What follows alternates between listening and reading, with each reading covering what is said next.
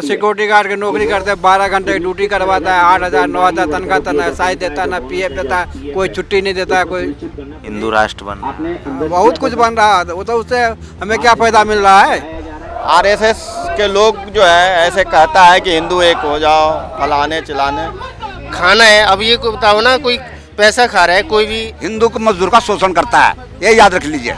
और वो कोई भी हो, वो लूटता मजदूरों को। खून पी रहा है और क्या मजदूरों को खून पी रहा है? अडानी अंबानी। और क्या?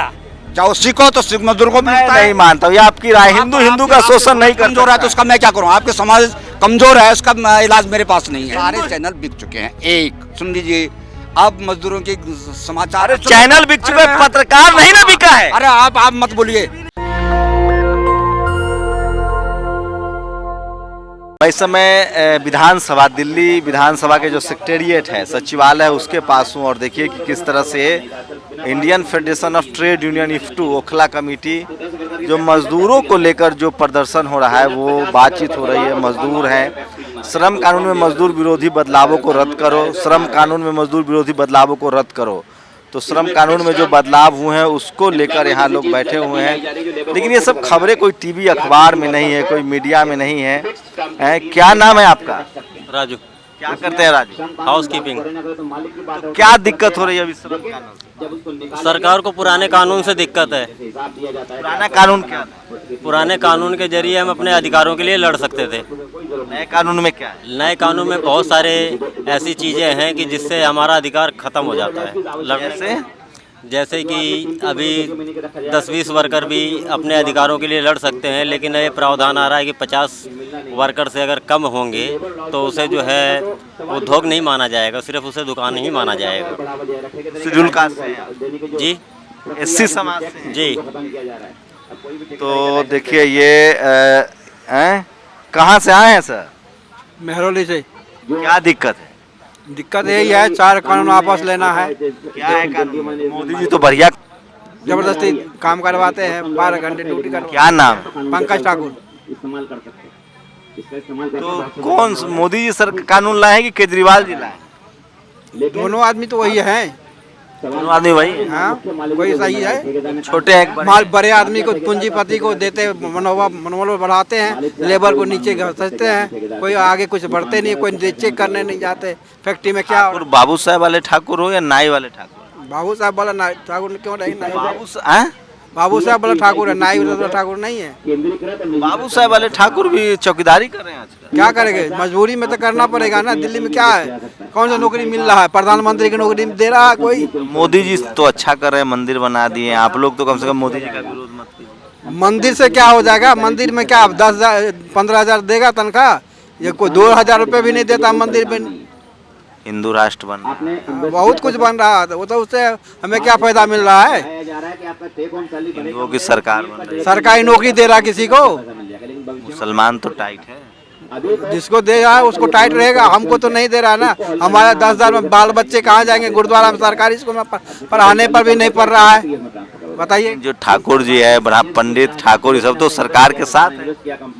अब सरकार के साथ में है तब ये तो जिता के आगे बढ़ा दिए। अब उसको हमको क्या फैसिलिटी मिला है? कुछ मिला है?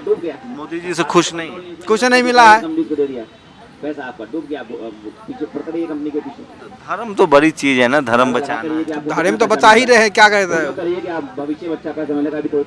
बताइए, ठाकुर जी लोग सड़क पर बैठे हुए हैं। क्या नाम है?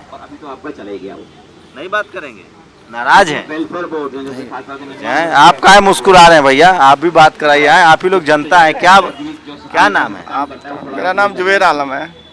आप तो मुसलमान है, आपको तो आतंकवादी घोषित कर देगा। कर ही दिया है कि करेगा क्या? कहता ही है। रोड पे चलते हैं, दाढ़ी देख लिया कुछ या नाम सुन लिया तो क्या आतंकवादी है। डर लगता है? डर लगता है। मुसलमान होना अब एक अपराध हो गया। अपराध है। भारत देश में ऐसा लग रहा है कि इस टाइम अपराध है, पर पहले तो ऐसा नहीं था, लेकिन अब कुछ ज्यादा ही लग रहा है। तो रास्ता क्या है? कैसे बचेगा मुसलमान? बचेगा क्या? विज्ञान की सोच होना चाहिए दुनिया में, भारत के अंदर भी।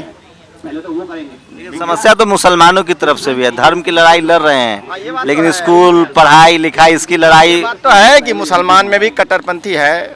कट्टरपंथी, इस बात को हम मानेंगे। लेकिन ठाकुर जी पंडित जी लोग भी तो कट्टर हैं, वो भी तो चला रहे हैं मंदिर अभियान चल रहा है। वो तो समाज को बांट के रख रहा है ना, वो ये तो सत्ताधारी लोग समाज को बांट रहा है, मंदिर मस्जिद का बढ़ावा दे रहा है। हाँ। क्या नाम है? मेरा दशरथ राम नाम है सर। अभी इसी आंदोलन में है? इसमें है और एक मेरा भी प्रॉब्लम है। क्या प्रॉब्लम? हम लोग एक सिक्योरिटी में काम करते थे। हाँ। वो सब आदमी से 10,000 15,000 रुपया जमा करवाया। हाँ। 1 महीना ड्यूटी भी करवाया। हाँ। और उसका कोई लाइसेंस भी नहीं है, फॉरवर्ड ही निकल गया। कट्टर हिंदू है कि नहीं, पहले ये बताइए। नहीं, मैं हिंदू नहीं हूँ। शेड्यूल कास्ट है जो कुछ है, लेकिन मैं एक मनुष्य हूँ, मैं हिंदू नहीं हूँ। बताइए। हैं? तो कुछ और लोग? हाँ। उसके बारे में कुछ हो सकता है? क्या दिक्कत है बताइए। उसमें 200 गार्ड को 10,000 20,000 रुपया जमा करके भर्ती किया। कहाँ का कंपनी है? नारायणा का है। केस दर्ज कराइए। कहाँ कोर्ट में कराना पड़ेगा? बताता हूँ, रुकिए, मैं लोगों से बात कर रहा हूँ। कहाँ से आए हैं सर? सफदरजंग हॉस्पिटल। अभी प्रोटेस्ट में है? जी सर। क्या नाम? बजरंगी गुप्ता। गुप्ता जी लोग प्रोटेस्ट कर रहे हैं, आप लोग तो मतलब सरकार का नाम, ये दिल्ली के गुप्ता जी मुख्यमंत्री हैं। मुख्यमंत्री हैं तो बिना नोटिस के किसी को निकाल दिया जाएगा तो क्या होगा? कहाँ से निकाल दिया? सफदरजंग हॉस्पिटल। तो निकाल दिया मतलब आपको नौकरी से? हाँ, बोला है कि 50,000 दो तो ड्यूटी ज्वाइनिंग करो। कौन बोल रहा है? बाबू बोल रहा है कंपनी का। आप हिंदू हैं तब भी आपके साथ ऐसा हो रहा है? हाँ जी। करने वाला कौन है? हिंदू ही है। वो भी हिंदू है? इसमें हिंदू मुस्लिम की क्या बात है, इसमें तो घूस की बात हो रही है। अरे तो मुस्लिम के साथ तो अन्याय हो सकता है, लेकिन हिंदू के साथ हिंदू अन्याय करेगा? क्यों नहीं करेगा? बताइए, तो फिर धर्म का क्या मतलब? जब हम सब हिंदू हिंदू हैं तो हम तो भाई भाई हैं ना। मतलब हिंदू मुसलमान के साथ अन्याय करेगा, ये कौन कहता है आपको? ज्यादातर तो ये होता है कि हिंदू के साथ मुसलमान, आजकल तो कह रहा है कि मुसलमानों से डर है, देश पर कब्जा कर लेगा। कौन कह रहा है? सरकार में बैठे लोग कह रहे हैं। पता नहीं, हमने तो सुना नहीं, आपने सुना है? आपने नहीं सुना देश को मुसलमानों से खतरा है? तो नहीं है। आप न्यूज रिपोर्टिंग कर रहे हैं, आप तो भड़का रहे हो एक दूसरे को समाज के खिलाफ। आप तो। अच्छा। और क्या? तो हिंदू हिंदू में भाईचारा नहीं होता? सब एक है, हिंदू मुस्लिम सब एक है। क्या नाम है आपका? हाँ? क्या नाम है? कंवरपाल स्वामी। तो आप टीवी नहीं देखते हैं? टीवी देखता हूँ डेली। तो देश को मुसलमानों से खतरा नहीं मैंने है? तो नहीं कोई देखा। आपको खतरा हो सकता है, हमें तो खतरा नहीं। हम भी मुसलमानों के साथ भी रहते हैं, हिंदू के साथ भी रहते हैं। कोई खतरा नहीं है? कोई खतरा नहीं। किस चीज के? वो इंसान नहीं है क्या? जानवर है क्या वो जो? लेकिन हिंदू हिंदू का शोषण कर ही नहीं सकता है। कौन क्यों नहीं करे? जब भ्रष्टाचार मिल जाएगा तो होगा ही। एमएसपी मिल जाएगा, तुम्हारे कंपनियां मिल जाएंगी, कोई भी अगर हिंदू हिंदू का शोषण कर रहा है। अरे हिंदू मुस्लिम कहाँ? जिसको अपना खाना है, अब ये को बताओ ना, कोई पैसा खा रहा है, कोई भी स्कीम चल रही है गवर्नमेंट की, मैं कोई तो कह रहा हूँ भारत में, सुन तो लो भाई, हम इस तरफ भारत में हिंदुओं की सरकार चल रही है, हिंदुओं की एकदम लॉटरी लगी हुई कितने है। हैं भारत में? ज्यादा हिंदू 80-90% हिंदू है। क्यों 100% नहीं है? सिर्फ 100% 15% ही तो है आपके मुसलमान। तो उन्हीं से तो खतरा है देश को। 15% मतलब जो 85% भारी कमजोर पड़ जाएंगे, 15% भारी हो जाएंगे। इस्लामिक अभी PFI पर बैन लगा, इस्लामिक राष्ट्र बनाना चाहते हैं ये फिर लोग। वही PFI, आप तो वो जबरदस्ती वाली की कि झगड़ा ना हो तो वो करा दो। आप यहाँ श्रम मंत्रालय के उसमें आप रिपोर्ट लेने आए हो, आप सीधे हिंदू मुस्लिम की बात कर रहे हो, ये तो गलत। मैं ये कह रहा हूँ, मुझे समझाइए कि अगर मेरा मालिक हिंदू है, वो हिंदू का शोषण करेगा? कि तो हिंदू हिंदू का ही करेगा, वो मुसलमान कहाँ से लाएगा शोषण करने के लिए? मुसलमान में बुला रहा हूँ, उनको बुलाइए जरा। ए भैया इधर आइए, जरा इधर आइए, इधर आइए, इधर आइए, इधर दिखाएंगे। ये तो गलत तो बोल रहे हो सर, गलत बोल रहे हो। एक बार बताइए, आप मुसलमान है ना? है मुस्लिम है? हम तो इंसान है, पर टीवी अखबार देखते हैं कि नहीं? हाँ कह रहा है ना कि देश में मुसलमानों से खतरा है, हिंदू एकजुट हो जाओ। हाँ, ये कह रहे हैं गोदी कि मीडिया तो ऐसा बोल रहा है, गोदी मीडिया और ये कह रहे आरएसएस हैं कि हिंदू हिंदुओं का शोषण कर रहा है। आरएसएस के लोग जो है ऐसे कहता है कि हिंदू एक हो जाओ, फलाने चिलाने, पर हम तो एक इंसान है ना। देखिए चले गए आप, देखिए सुनिए क्या बोल रहे हैं? कह रहे हैं कि आरएसएस कह रही है कि हिंदू एकजुट हो जाओ आपको और बोला है? हिंदू का शोषण नहीं करता आपको बोला है किसी ने? बिल्कुल, हम तो समाचार में बराबर ही सुन लीजिए, आपको किसी ने बोला है स्पेशल अलग से? हमारे मोहल्ले में भी आरएसएस के बहुत लोग हैं, बोलते रहते हैं। ऐसे मत करो, अपना अपना टाइम एकजुट हो बच्चे जाओ। पालो। इलेक्शन के टाइम राजनीति खाने को देगी ना कोई भी पार्टी आ जाए, आपको कमा के ही खाना, कोई आपके घर में नहीं देगा आपको।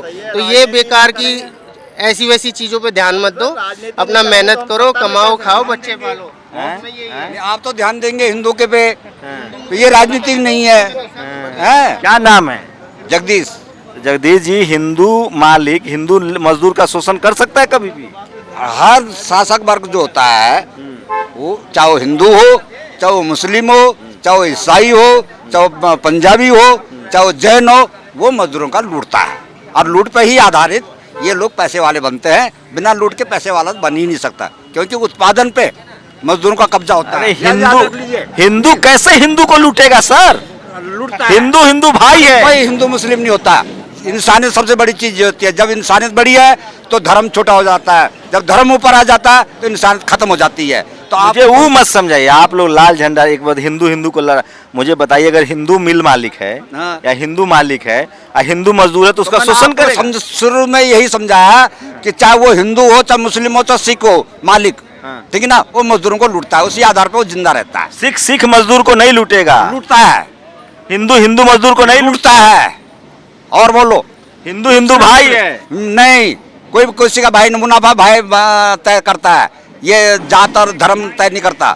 अगर मालिक हिंदू है तो वोट तो हम लोग धर्म देख कर दे रहे हैं, जात देख कर दे रहे हैं। आप कह रहे हैं देखिए, लोकतंत्र अभी हिंदुस्तान में आया है कितने साल है? पहले ये 70 साल हो गया। 70 साल में कितना सिखाया आप लोगों ने? एक बताइए, वोट आप लोगों ने कितना सिखाया? आप खुद हिंदू मुस्लिम में फंसे हुए हैं। टीवी वाला? जी हाँ, मैं सुनता हूँ आपके भाषणों को। आप भी पिछड़ी जाति और आगड़ी जाति का करते हैं ना, ये ऐसे नहीं होगा। वर्ग तो जाति के नाम पर तो होता है शोषण। और वर्ग संघर्ष से ही समस्याओं का समाधान होगा। जाति के नाम पर शोषण नहीं होता है। होता है, वो तो ब्राह्मण का भी होता है। ब्राह्मण का कौन करता है? क्यों? ये अगर कोई सिविल कास्ट मालिक है और वो सरमादार है, क्या वो ब्राह्मण को शोषण नहीं करता? एक एग्जाम्पल बताइए कि शेड्यूल कास्ट मालिक ने ब्राह्मण मजदूर का शोषण किया। और मैं हिंदुस्तान में थोड़ी हूँ, मैं सिर्फ एक छोटे से पॉकेट में रहता हूँ। तो एक शेड्यूल कास्ट हमको बिजनेसमैन मालिक नहीं है। बताइए नहीं, बताइए ना। अबे मैं तो बता रहा हूँ आपको, मैं एक छोटे से पॉकेट में रहता हूँ। ये लेफ्ट की समस्या है इस देश में। नहीं है, ये आपकी समस्या है। हाँ, तो ये आपकी समस्या है। हिंदू हिंदू का शोषण कर रहा है। हिंदू हिंदू का शोषण करता है। हिंदू मालिक हिंदू को मजदूर का शोषण करता है, ये याद रख लीजिए। और वो कोई भी हो, वो लूटता है मजदूरों को। चाहे वो सिख हो तो सिख मजदूर को मैं नहीं मानता हूँ, ये आपकी राय। हिंदू हिंदू का शोषण नहीं कर कमजोर है तो उसका मैं क्या करूँ? आपके समाज कमजोर है, उसका इलाज मेरे पास नहीं है। हिंदू हिंदू का शोषण नहीं कर सकता। हिंदू हिंदू का शोषण करता है, ये याद रख लीजिए। हाँ भाई, हाँ, हिंदुओं को तो मुसलमानों से खतरा है। नहीं है खतरा, किसी को नहीं है। अगर खतरा है तो टाटा अभी सरकार ने PFI पर बैन लगाया है कि वो इस्लामिक राष्ट्र बनाना चाहते हैं। RSS, बजरंग दल, ये जितने हैं PI पर सब एक ही है। थाली चट्टे, एक ही थाली के चट्टे बट्टे हैं सब लोग। कौन? RSS हैं? RSS हो, बजरंग दल हो, PFI, सब इनका RSS राष्ट्रवादी संगठन है। अरे राष्ट्रवादी संगठन ये आपके हिसाब से होगा, हमारे हिसाब से नहीं है। आप हमारे अपने विचारों को हमारे ऊपर क्यों थोप रहे हैं भाई? ठीक है ना? क्या नाम है आपका? मैंने आपको शुरू में बताया था, वही है अभी भी। तो लगता है आपको कि इस देश में बड़ संघर्ष है, मतलब गरीब अमीर में खाई है क्या? अमीर और गरीब की खाई है। हाँ, अमीर और गरीब खाई, जाति और धर्म नहीं है। ये हिंदुस्तान में एक समस्या है। सारा लोग धर्म और जाति देख के वोट देता है। अपनी बात मत थोपिए हमारे ऊपर। हाँ। ये बहुत पुराना ढांचा है, आज का ढांचा नहीं है। ये हजारों सालों से आ रहा है। इसको तोड़ने में टाइम लगेगा। कौन तोड़ेगा? ये वर्ग संघर्ष तोड़ेगा। वर्ग संघर्ष? हाँ, अच्छा एक बात सुन लीजिए, क्या समाज में ब्राह्मण और सिविल कास्ट की लड़कियों की शादियां नहीं हो रही हैं? हो रही है ना? तो धीरे धीरे टूट रहा है। हत्याएं भी हो सुन रही लीजिए, नहीं वो होगा, मगर ये धीरे धीरे कर टूट रहा है। ठीक है ना? हिंदू मुस्लिमों में शादियां हो रही हैं तो टूट रहा है। हिंदू और कानून बन गया लव जिहाद का सर यूपी में। छोड़िए, ये योगी जी ने लव जिहाद का कानून बनाया, अब शादी नहीं होगी। दो चार के मेहमान है, ऐसा कुछ नहीं। अभी मैं साबित कर दूं कितना मुसलमान डरा हुआ है इस देश में। आइए भाई। नहीं, वो तो बस सही बात है, डरा हुआ है, स्वाभाविक। तो उस पर नहीं बोलिएगा। कैसे नहीं बोलेंगे? कैसे क्या? मैं अभी भी मानता हूं कि हिंदू का शोषण हिंदू नहीं करेगा। मैं तो मानता हूँ कि हिंदू का शोषण हिंदू करता है। आप हिंदुओं को लड़ा अरे भाई रहे हैं। सुन लीजिए, मोदी तो हिंदू है ना, तो सारे मजदूरों के ऊपर उसने मजदूर सरमादारों को कानून लागू कर दिया कि सरमादारों को फायदा होना चाहिए। जिसका शोषण हो रहा है। आप तो ऐसे घुमा के पूछते हो ना। अरे घुमा के कहाँ पूछते हैं ये लोग भी उसी के हिस्से हैं। जिस दिन उन्होंने मजदूरों की बात करनी शुरू कर देगी ना, उस दिन चैनल बंद हो जाएगा आपका। आप वहाँ करिए ना मजदूरों की बात। क्या है मजदूर की समस्या बताइए। अरे पढ़िए, 4 लेबर कोड कानून पढ़िए पहले। तो लेबर मोदी पढ़िए ना पहले। मोदी जी ने तो बल्ले बल्ले कर दिया है। उसकी ऐसी की तैसी आप पढ़िए। अडानी इतना अमीर हो गया। हाँ होगा, होगा अंडानी क्या? देश का नाम रोशन हो रहा है ना। हाँ, देश का रोशन नहीं हो रहा है मोदी, ठीक है ना? रोशन कर रहा है कौन खून पी रहा है? और क्या, मजदूरों को खून पी रहा है अडानी अंबानी। और क्या, दुनिया में नाम रोशन हो रहा है। रोशन उसका हो रहा है ना। यहाँ के मजदूरों के क्या हालत है ये कभी थोड़ी भर जाएगा। एक अडानी दुनिया का नंबर 2 अमीर हो गया, उससे फायदा नहीं है। लोगे तो हमारा पेट थोड़ी भर जाएगा। लॉकडाउन के बाद मजदूरों की यानी कमाई कितनी कम हो गई या ताली थाली नहीं बजाए होंगे आप।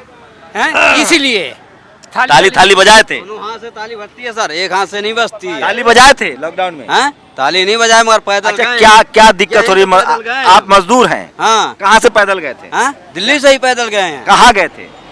बलिया, उत्तर प्रदेश। पैदल? जी पैदल। कितने दिन लगे थे? 3 दिन 4 दिन लगे थे। क्या नाम है? जितेंद्र कुमार जितेंद्र कुमार जी।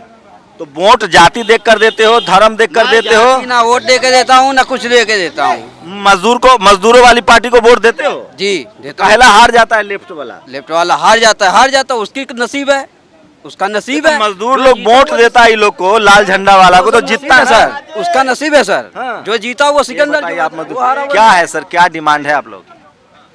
डिमांड है लेबर कोड दिल्ली में लागू ना किए जाएं। क्या नया क्या चेंजेज आए हैं लेबर लॉ में?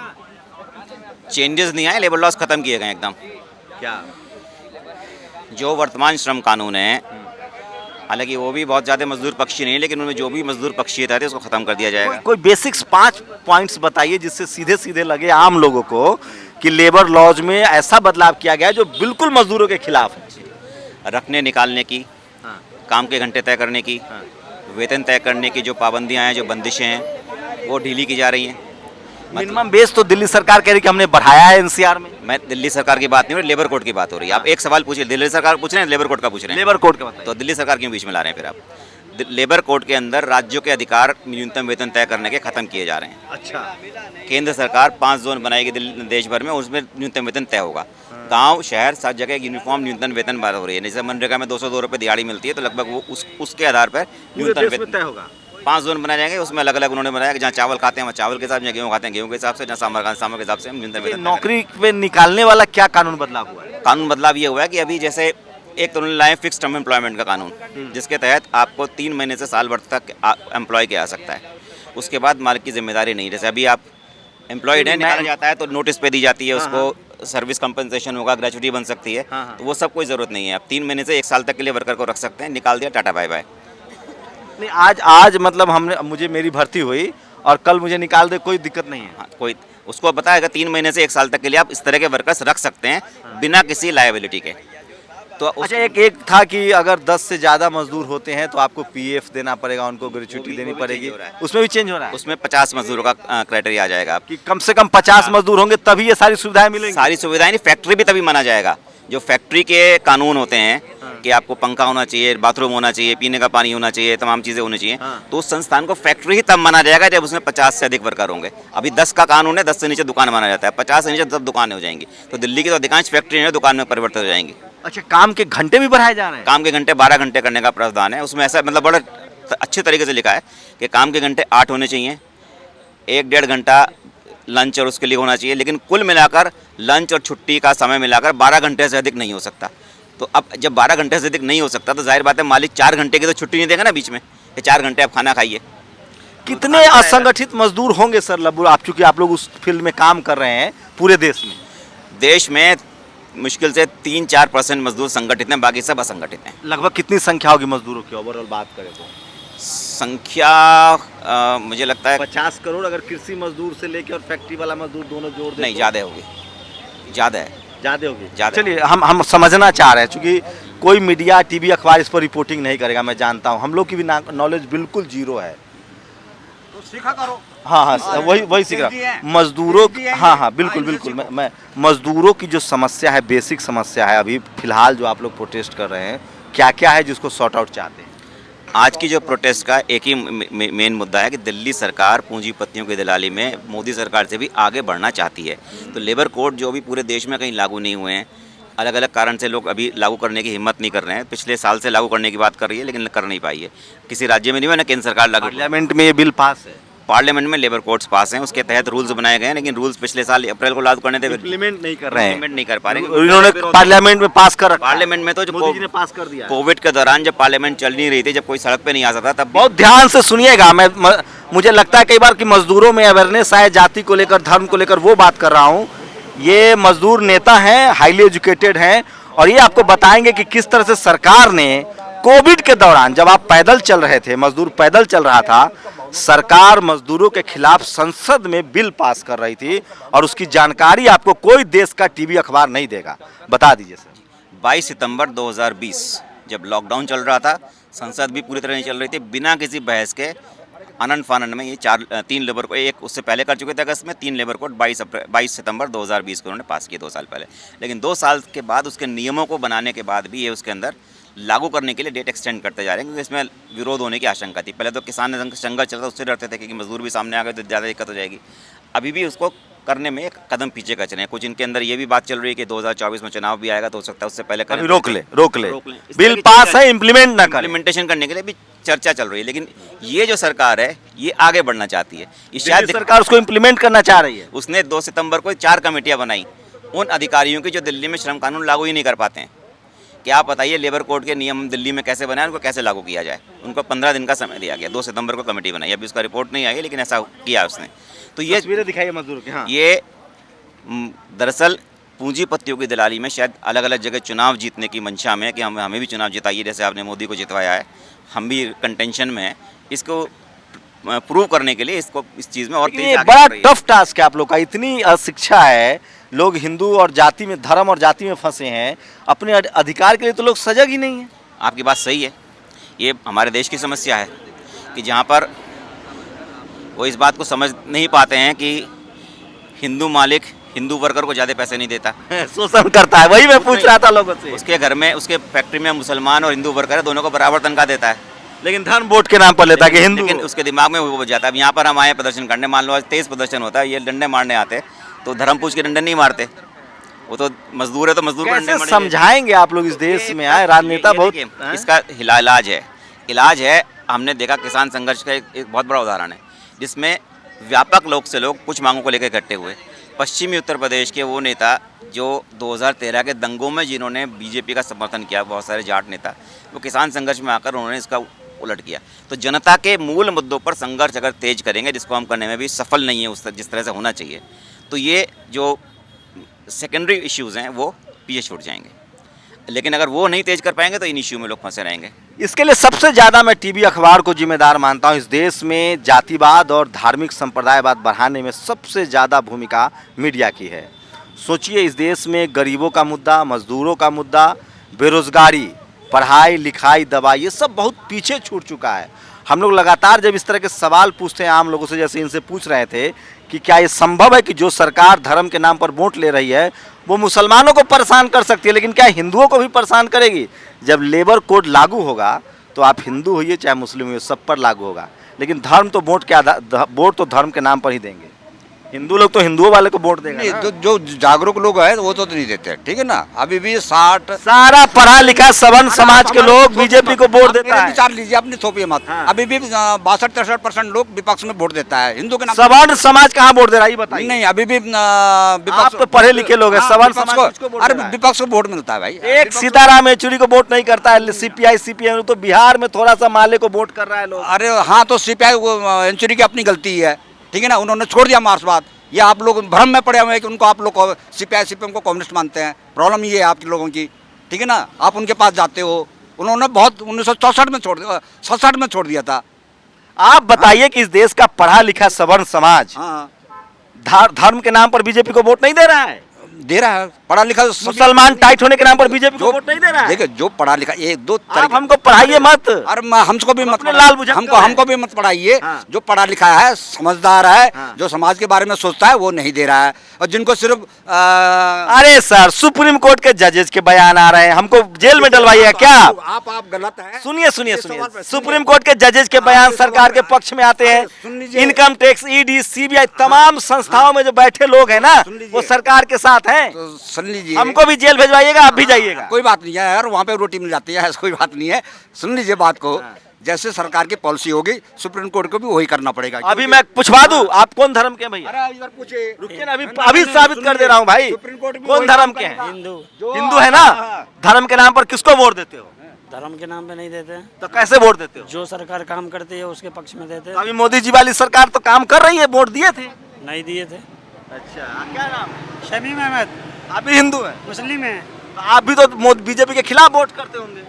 ऐसे कैसे करते होंगे, हम तो देखेंगे। ये मैं साबित कर दूंगा, समझे कि धर्म के नाम पर अरे वोट बात होता यह है। सुन लीजिए, नहीं ऐसा नहीं है, सुन लीजिए, झूठे आश्वासन 2 करोड़ रोजगार दिया गया। अगर वो बोलता कि भाई मैं रोजगार नहीं अरे देता, सर, मुझे- धर्म के नाम पर वोट नहीं होता तो मुझे- दिन भर हिंदू मुस्लिम का खेल नहीं चलता। मीडिया चला रहा है ना, वो तो मीडिया क्यों चला रहा है? क्योंकि लोग खरीद, अरे उनका शेयर है वहाँ पे अंडानी अंबानी का, इसलिए चला ये रहा है। मसला अलग है, ये मसला ठीक है। ये ना क्यों? तो आपको क्या लगा कि अंबानी और अडानी जो है हिंदू मुस्लिम करवा रहा है? मैं आपको एक घटना बता दूं, IBN 7 13 के अंदर वहाँ पे 330 मजदूरों की छटनी हुई। मैं वहाँ पे गया था प्रदर्शन करने के लिए, उन्होंने हमसे मदद मांगी। सुन लीजिए, टीवी वाला सर। हाँ जी, छटनी हुई थी, IBN 7, हाँ। हाँ अरे अब मैं तो खत्म जानता, मैं था है, ठीक है ना। हाँ। तो वहाँ पे जब हम प्रदर्शन करने गए तो तमाम चैनलों के जो बड़े बड़े हैं, जैसे प्रसून वाजपेयी, संतोष, और ये तुम्हारे राज्यसभा के लोग, उन्होंने बताओ क्या कहा कि मजदूरों की खबर नहीं दी जाएगी, अन्ना हजारे की खबर नहीं दी जाएगी, जनवादी आंदोलन होंगे उनकी खबर नहीं दी जाएगी। तो 18 मिनट का समाचार होता है, 18-20 मिनट का, उसमें 16 मिनट केवल मोदी को दिखाया जाएगा, 4 मिनट जो दिया जाएगा विपक्ष को। किसने कहा? ये वहाँ के पत्रकार बोल रहे थे, सुन लीजिए, जो वहाँ पे आए हुए थे प्रदर्शन में मदद करने के लिए, उनकी बात बता रहा हूँ मैं।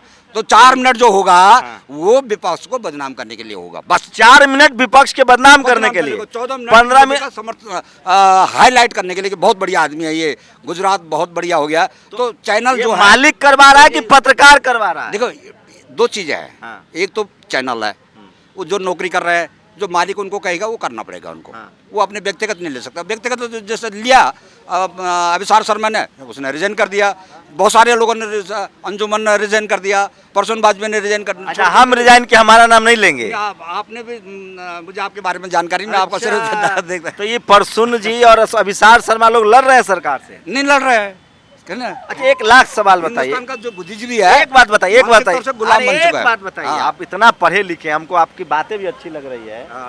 इस देश में डाइवर्सिटी होती, वहाँ मुसलमान भी होता, दलित भी होता, पिछड़े भी होते न्यूज रूम में, तो क्या सरकार की मनमानी चल जाती है मालिक की? हाँ, अब देखिए, एक बात मैं बताना चाहूँ, जैसे पार्लियामेंट के जो नियम है ना, पॉलिसी जो बनेगी उसको सुप्रीम कोर्ट भी लागू करेगा, उसको ब्यूरोक्रेट भी लागू करेगा, उनको अपनी मर्जी से कोई अलग नहीं कर सकता। अगर मोदी कहता है कि भाई, अरे मैं वो नहीं पूछ रहा हूँ, आप गलत, मैं कह रहा हूँ अगर न्यूज रूम में सब समाज के लोग होते, हर जाति धर्म के लोग होते, तो मालिक उनका जो चीफ एडिटर होता है, जो पॉलिसी तय करता है, हाँ। जो पॉलिटिकल ब्यूरो होता है उनका, हाँ। वो तय करता है पॉलिसी, न तो कि पत्रकार तय करता है। अच्छा, पत्रकार संपादक तय नहीं करता है? कहाँ भरम अरे है? ब्यूरोक्रेट जो उनका होता है, पॉलिटिकल ब्यूरो जो होता अब है, मेरा सुन लीजिए, अब मेरा सुन लीजिए एक लाइन, हाँ। एक हमारा भी सुन लीजिए। इस हाँ। देश में ना, जहाँ जहाँ सवर्ण समाज के लोग बैठे हुए हैं ना, हाँ। वो सरकार के साथ है, धर्म की वजह से और जाति की वजह से। इसलिए इस देश में कोई आंदोलन नहीं होगा। कांग्रेस के साथ भी खड़े थे, ठीक है ना, ऐसे बात तो नहीं है कि सिर्फ वो आज कांग्रेस के साथ भी खड़े थे, हाँ, ठीक है ना। ये कॉमरेड लोग की समस्या ये है कि ये जाति का कॉम्बिनेशन समझ नहीं पाते और इसी का फायदा, चलिए तो हाँ, थोड़ा सा अपना नंबर वो रुके दे रहे हैं। तो चलिए बाइंड अप करते हैं। एक प्रोटेस्ट था मजदूर अधिकारों को लेकर, और सोचिए कि इस देश में टीवी अखबार की क्या भूमिका रह गई है। मजदूरों का प्रदर्शन, रोजगार, बेरोजगारी, हेल्थ, ये सब आपके टीवी अखबार में नहीं आएगा।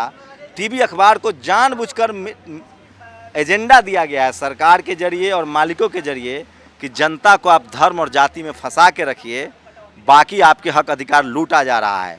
ऐसा नहीं है कि आप हिंदू हैं और मजदूर हैं तो हिंदू मालिक आपको रसगुल्ला खिलाएगा, वो भी आपका शोषण करेगा। इसलिए अपने हक अधिकार के लिए सचेत रहिए। और तमाम इस तरह के प्रोटेस्ट जो टीवी अखबार नहीं दिखाता है, नेशनल दस्तक की कोशिश होती है कि आप तक पहुंचाई जाए। फाइनल कुछ कहना चाहेंगे सर? देखिए, आप जो बहुत सारे सवाल आपने उनसे बात करते हुए खड़े कर दिए, तो देखिए, ये भारत के समाज में जाति एक सच्चाई है, ये धर्म की तरह नहीं है, ये उससे गहरा जड़ है इसकी। सर एनसीआर भी क्या आंकड़े हैं, 34,000 शेड्यूल कास्ट लोग की हत्याएं होती है हर साल। उससे गहरी जड़ें हैं जाति की। जाति जो है धर्म एक झूठा कंट्रोडिक्शन है, लेकिन जाति एक गहरी सच्चाई है। भारत का समाज की कॉम्प्लेक्सिटी है कि इसमें क्लास और जातियों में बहुत गड़बड़ हो रही है।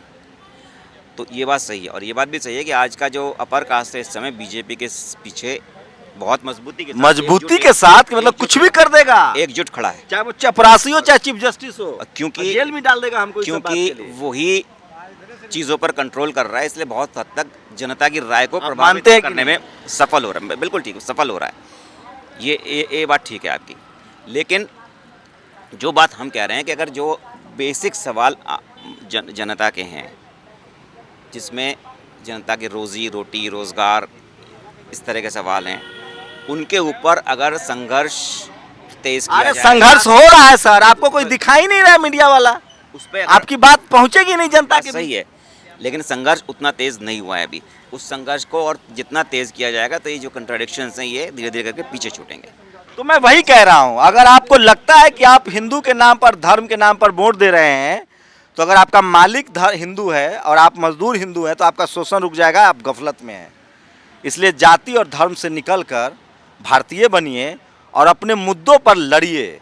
नेशनल दस्तक की इसीलिए लगातार कोशिश होती है कि इस तरह के तमाम छोटी बड़े प्रोटेस्ट जो आपके पढ़ाई लिखाई दवाई रोजगार से जुड़ा हो वो आप तक पहुंचाया जाए। मैं सिर्फ ये समझने की कोशिश करता हूं कि लोगों के दिमाग में धर्म और जाति का जो असर है वो निकला है या अभी बरकरार है। मुझे लग रहा है टीवी अखबार के दौर में वो और मजबूत हुआ है। आप लोग की प्रतिक्रिया बहुत ज़रूरी है। इस तरह की रिपोर्टिंग के भी अपने खतरे हैं, सरकार के तरफ से भी, पब्लिक में भी, लेकिन ये खतरा किसी न किसी को तो उठाना पड़ेगा। फिलहाल वो खतरा नेशनल दस्तक उठा रहा है। कैमरामैन आशीष के साथ शंभू कुमार सिंह, नेशनल दस्तक, दिल्ली। नेशनल दस्तक की आपसे गुजारिश है कि अगर इसको बचाना चाहते हैं तो नेशनल दस्तक को सब्सक्राइब करने के लिए रेड कलर के सब्सक्राइब बटन को दबाएं, फिर बेल आइकन की घंटी दबाएं। नेशनल दस्तक को बचाने के लिए बहुत जरूरी है कि हर खबर को शेयर करें, लाइक करें, कमेंट जरूर करें।